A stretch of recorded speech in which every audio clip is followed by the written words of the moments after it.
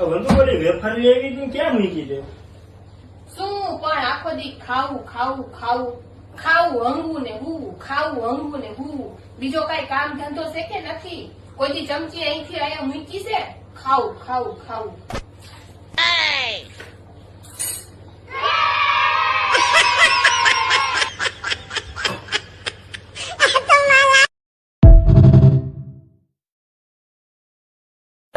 વંદુ હા આવનારી પેઢીનું રમણ ભમણ તો નક્કી જ છે. બોલ કેમ?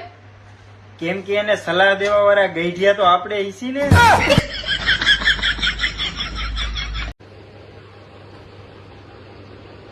અમિતમાં નિંદર નથી આવતી. મને નથી આવતી. ફટાફટ 2 કપ ચા બનાવી જા.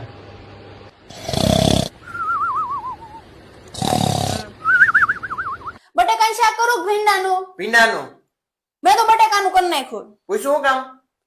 કોર બાપાએ કીધું તો પતિને પૂછીને કામ કરવાનું, માનવાનું નતું કીધું.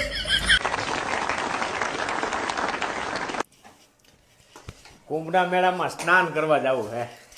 1.5 મહિના થયા ઘેર સ્નાન નથી કર્યું, પેલા ઈ કરી લ્યો.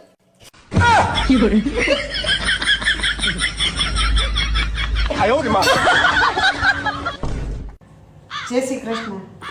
હા આવજો. કોને વાત કરતી હતી? ભાઈ રે, અરે વાહ, મારા ભાઈ છે ને 60,000 નું ટીવી લઈ આવ્યો.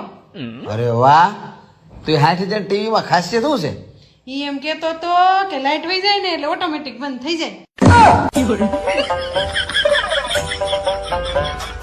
તું ને તારો ભાઈ બે હરખા બહાર કાઢા જવા નથી કઈ તમને. મારા ખાનદાનમાં કોઈ હોવે હજી ડ્રેસ પહેર્યો નથી અને તારાથી નથી પહેરાતો. જોવા આવ્યા ત્યારે આખું ખાનદાન આવ્યું હતું ત્યારે મેં ડ્રેસ જ પહેર્યો તો ત્યારે ના પાડી દેવાય ને.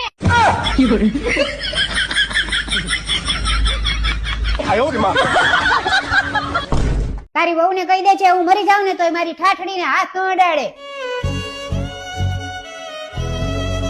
હાથ તો અડાડી શકતે, તેવડ હોય ને તો ઊભા થઈને બતાવજો. તો ગાઈસ હું તમને આજે બતાવીશ કે મારી જોડે કેટલું બ્લેક મની. અચ્છા, મને હું કામ બતાવે? તમે જ તો છો મારું કાળું ધન.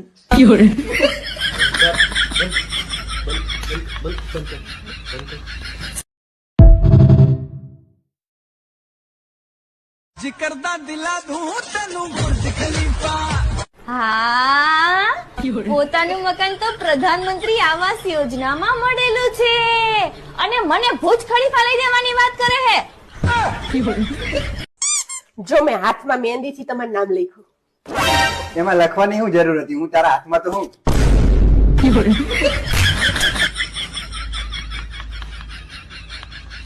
લગન કરીને તો હેરાન થઈ ગયો.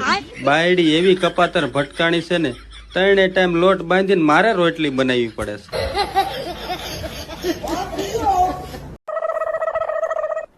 આ શું કરે તું? પાવડર લગાવું.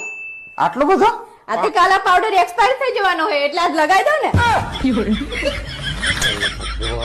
ત્રાસ છે તારો.